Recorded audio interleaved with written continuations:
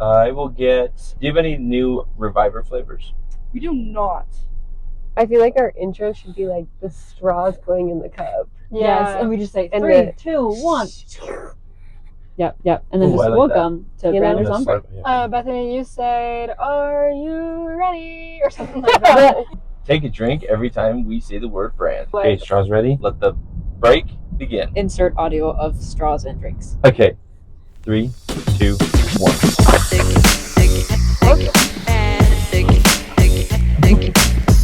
Welcome to Branders on Break. We are a group of 4 brand strategists that work at Big Red Jelly. I'm Joshua Lee, the brand director, just like name and lead role. Okay. Bethany, brand messaging lead. I'm Anna. I am the visual identity lead. And I am Tabea, the brand management lead. This podcast is going to be about branding, brand strategy, design, copy, messaging, imagery, everything that involves persuading and a perception, I guess that would be a good term. Well, yeah, the first one we were talking about was like imagery. I think imagery, and feel free to chime in, I think imagery is really underrated. I think if you have really high quality imagery, which is really hard to get in the world of stock photography, it can make a really big impact, really big difference on how someone perceives the brand, whether they perceive you as more authentic or more premium, and then vice versa as well. Okay, I have a list of overrated versus underrated. Do you think it's overrated or underrated? Imagery? Yeah, or it could be rated. I think it's rated.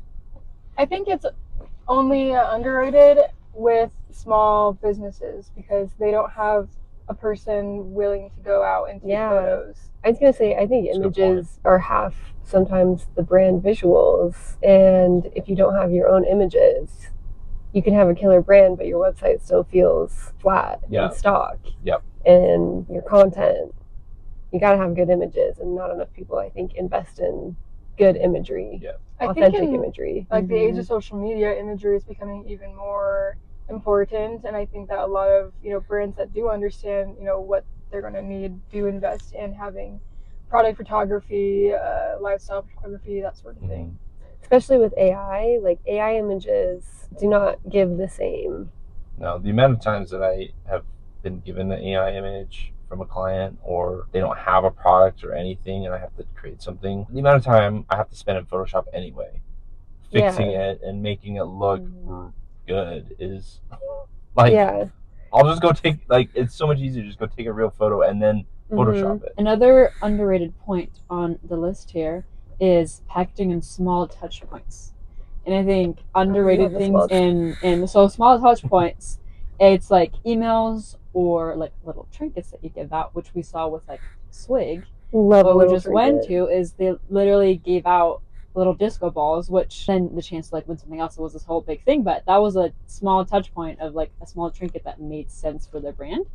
Or like even with packaging, like I know we've talked about that so much, but the way that you package something can be special is like the opposites that Joshua likes to talk about. Even doing like holiday packaging. Oh yeah. I feel like changing it up for like different seasons or like promotions, like sometimes can be really fun. One of my clients, they're a software company, and they talked about how for like one of the holidays they switched up like the software platform so it felt themed for the holiday. Cool. They were like, people loved it. Yeah. Because it was just like so boring software like all the time, like your daily, but then it's like fun when it's new and colorful. And that's actually interesting because I always appreciate that, like even the software you can use like Monday.com and Slack, when they have like the Christmas themes or the snow that comes in on Monday sometimes, like that. I think it's really, it's super subtle, but it's really fun. It's a little touch point. It's something a little bit more niche, but another thing I think is highly underrated and underused is not only making sure that packaging and the designs are on brand, but the product is also on brand. So when you think of like celebrity merchandise, everyone just does t-shirts, hats, tote bags, but what is your audience actually going to be interacting with, or what feels on theme with the album? I just saw a post by Christy from the Pink Pony Creative, and she had redone Zara Larson, Lush Life, her merchandise and made it like a floaty, like a pool floaty, a dolphin, a beach bag, like all these sorts of things that resonate with the album to make it feel more exciting for the consumer rather than just putting the album photo on a t-shirt. I think I saw that. That was so cool. Yeah. This is a hot take. Stop putting artist faces on their t-shirts. Oh, I don't want to wear their face around. Literally, the album creates so much room to play with. Why are we just smacking their face on every shirt and hoodie? Yeah, another really small thing that they did with the halftime show at the Super Bowl with Bethany that I saw is the agency, they created these like little hand-drawn icons like all around Puerto Rico and these like small little street shops that you have. So it's like it's not just, I don't know, they didn't just have him and like photos, but they also had little icons that related to what like the brand of the halftime show was. Yeah. And they really created, they had it as like backgrounds, and it's just like the little detail of those tiny icons that ended up being in so many places, and they're all like hand drawn, and so it felt authentic and real, and it's not, it wasn't just the end, but also another small touch point. So underrated. Let's talk overrated. Do we want to say visual identity, or do we want to move to like, I have one for visual identity, I guess. I think, and this is coming from, like, came from a background of graphic design into logo design. That's where I then transitioned to brand strategy. I think logos right now are overrated. No. I think Dun dun dun. Might be a hot take. The amount of time, and this is coming from working with extremely large organizations, the amount of time that some individuals put into a logo mark, the variants that are changed and switched between, in my mind, are a complete waste of time, because the ROI of that minute change, I call it pixel pushing. When a client is like, oh, let's switch it a little bit, in the long run, it's not going to make a huge difference. And I think there's a little bit too much of a hyper focus on the logo mark rather than be like, does it check the boxes of doing its job properly? Great, it does. It relates to the brand. It's minimal, or memorable, I should say, not even minimal. It's memorable. It's distinct. It's simple to use. Let's move on. Let's start now working on imagery and like other things that will start to fully bring in the brand to life. I think more than being overrated, it's just misunderstood, where people think that the logo is going to be seen a lot of times like by itself, where in reality the logo is always going to be supported by a tagline or photos or other parts of the brand. And I always tell my clients it's just one piece of the puzzle.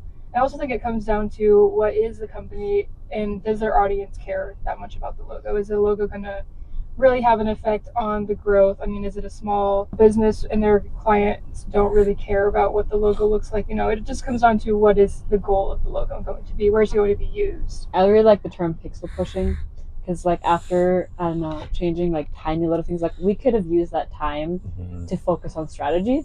I think I like that term in sense of, you only have so much time and your clients only have so much time. Is like, what are we going to spend it on the most? Are we going to spend it more on focusing on the strategy aspect of it? Or are we going to focus on like, oh, should we make this like orange, just a little bit more orange? Yeah. I mean, I would say the solution to that is that the client should be hiring you as the designer, as the professional, and the one who should be making those decisions. It shouldn't be open really for their input or discussion on moving pixels or adjustments, because you as the designer should be the one that already knows what to do and how to do it and make those adjustments if needed. Like, it's not their space to provide input, to be honest. Aside from what is their goal with the logo, did we fulfill that goal? Well, yeah, outside. Well, yeah, I'm strategy. saying, but I shouldn't be talking to a client about where to push the pixels or the minor tiny adjustments or the color saturation, because they should be trusting me as a professional, as long as we're on with the strategy and everything. Yeah. It's like, hey, this is the strategy. That's like behind the scenes work that they don't need to see. That's why they paid me. Do you guys oftentimes get clients who are pixel pushing? Occasionally. I think maybe for me it's just been recent. Like, I have 3 projects right now that I'm stuck at the logo phase. Like, they just can't make a decision. I'm like, it's not that big of a decision right now, especially with a new logo or a rebrand. It's like the value that your logo holds as a new logo is nothing. you have to build that with the rest of the brand. And so the decision on what this is right now doesn't really affect what it will be filled with later, because it's later. And so that's just top of mind for me, I guess. I think it's more so that the client they expect to see something and it immediately have all of this meaning and wow factor for them, when that has to be built over time through the brand coming to life. That's a really good insight.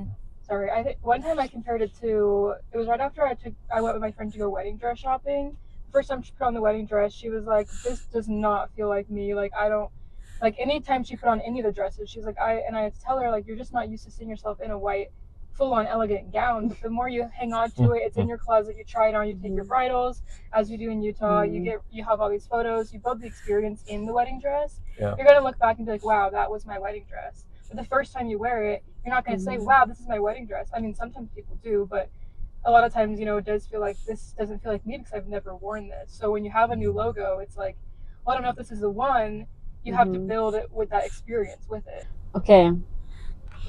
Let's talk about a mission statement. Like, when is it overrated? When is it underrated? Like, what does it do? I think with a lot of people, some people use it, some people don't. I think the basis of any brand messaging, and this was kind of the formation of our previous conversation, is that there's going to be a primary messaging element that will be used more than others.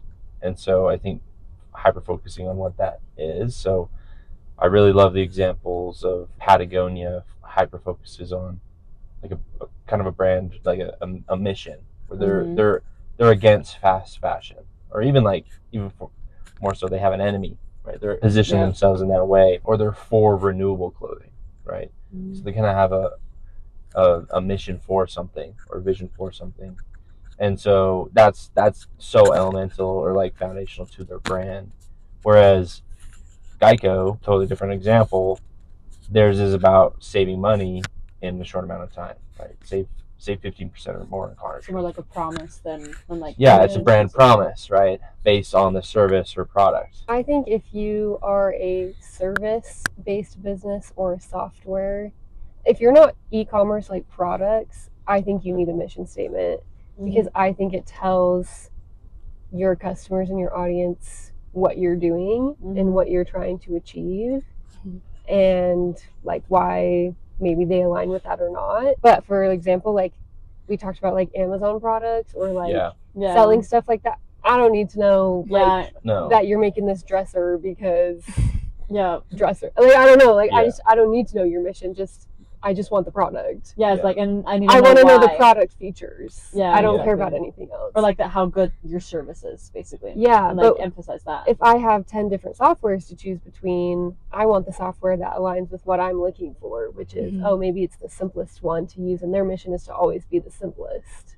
Really interesting example right now, an industry where I think this is the different companies are kind of settling into different spaces, is with AI tools like LLMs, right? You have Claude that recently is kind of fighting against ChatGPT in their Super Bowl campaign, and it seems as though they're leaning more toward the creative space with creative writing and strategic thinking in that regard. And I think that's very fascinating that that's where they're kind of leading, and I'm curious on where their messaging kind of takes them. Or like what even like is that based on their mission, or is that more based on like their purpose and like why they exist? What exists is to fight like other AI tools that feel sterile and feel just like commoditized, versus like a version of AI that feels more intuitive, feels more creative, feels more like it's more part of actual good work. I think another thing with a mission statement, or really any piece of internal messaging, relies on how big is your team. Because how many people are trying to get aligned onto one big mission? Are you trying to, because if you have a big agency with like 200 plus people, you're going to want a mission statement to make sure everyone's on the same page, everyone's working towards the same goal. But if you have a team of 2 people, my assumption is that you guys are already aligned because you're business partners and you don't need to have some sort of control over what everyone is working towards. Or so like a hoorah type of statement. So the thing that's actually underrated then is internal brand alignment. saying, okay, if our own employees like don't understand the brand, like how are people outside supposed to understand it? Yeah, so like the internal brand alignment is the underrated. part. So underrated. Underrated. We're having like a really interesting example of that even in our own agency, where the brand team, us, have created our own kind of vision. And I don't know about you guys, but it's been amazing since that. Like, I feel like it helps push through the hard days. It gives us something to look forward to, something aspirational to live up to. And I don't think the other teams are necessarily at that same point. BYD. BWD. Oh, that's what it is. I always think it's BYD. BYD. Yeah. So, all right, this is where we end it. We'll see you guys soon. when we get back Next to work. time. It's time to get back to work. Break ended. Break done.